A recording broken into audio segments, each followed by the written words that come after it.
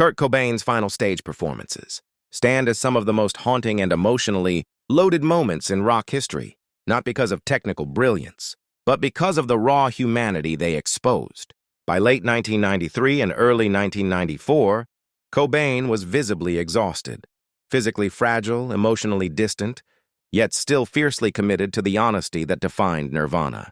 The band's In Utero tour stripped away the gloss of superstardom, replacing it with abrasive sound, deliberate discomfort, and confrontational performances that mirrored Cobain's inner turmoil. On stage, he often appeared withdrawn, slouched behind his guitar, sometimes barely acknowledging the crowd, yet when he sang, his voice cut with startling intensity.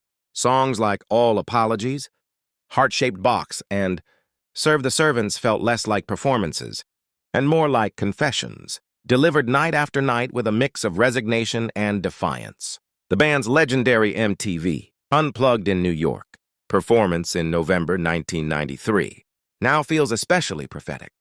Cobain surrounded himself with funeral lilies, chose obscure and somber songs, and delivered vocals so fragile they seemed on the verge of breaking.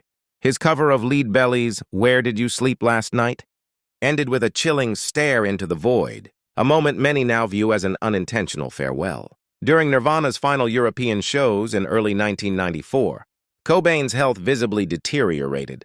Concerts were erratic, vocals strained, and energy inconsistent, yet flashes of brilliance still emerged, proving his connection to the music had not faded. The last recorded performances were not triumphant victories or dramatic.